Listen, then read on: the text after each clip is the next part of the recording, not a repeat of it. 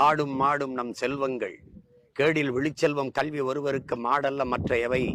தமிழ்நாடு அரசியல் தலைவர்களில் உணர்ச்சி பெருக்கில் நரம்பு புடைக்கும் அளவுக்கு பேசும் நாத்தாக்கா ஒருங்கிணைப்பாளர் சீமான் அவ்வப்போது ட்ரோல் மெட்டீரியலாக மாறிவிடுவது தவிர்க்க முடியாத ஒன்றாகவே மாறிவிட்டது.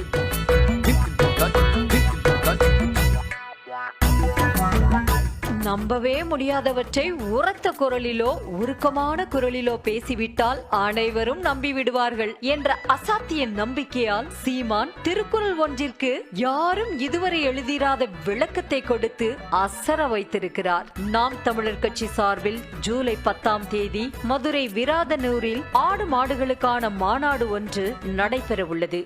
வருகிற ஜூலை 10 மதுரையில் விராதனூர் கிராமத்தில் ஆடு மாடுகளின் மாநாடு, மேய்ச்சல் நிலம் எங்கள் உரிமை என்ற முழக்கத்தை முன்வைத்து மாநாடு நடக்கிறது. பேசும் திறனற்ற உயிர்களுக்காக பேசுவோம், அவர்கள் உரிமைக்காக பேசுவோம்.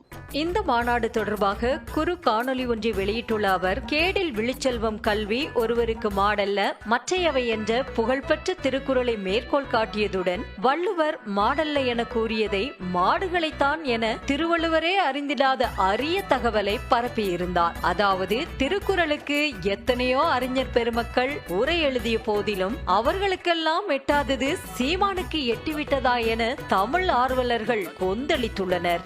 ஆடும் மாடும் நம் செல்வங்கள், கேடில் விழிச்செல்வம் கல்வி ஒருவருக்கு மாடல்ல மற்ற எவை என்று நமது வள்ளுவ பெருமகனார் தந்தருளிய மறைமொழியில் கல்விதான் மானுடனுக்கு செல்வம், ஆனால் மாடும் நம் செல்வங்கள் என்பதை வலியுறுத்தி பாடுகிறார்.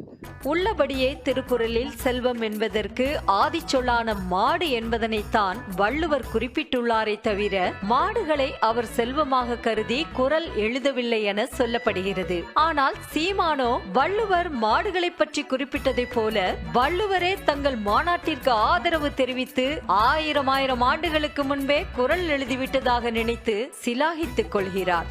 சீமானின் புதியதோர் விளக்கத்தை பொய் என சில உண்மை சரிபார்க்கும் அமைப்புகளும் அம்பலப்படுத்தியுள்ளன. சமூக வலைத்தளங்களும் தொழில்நுட்ப வளர்ச்சியும் மட்டும் இல்லை என்றால் தமிழர் வரலாற்றை மட்டுமல்ல உலக வரலாற்றையே சிலர் உருட்டிவிட்டு விளையாடி இருப்பார்கள் என இணையதளவாசிகள் கலாய்த்து வருகின்றனர்.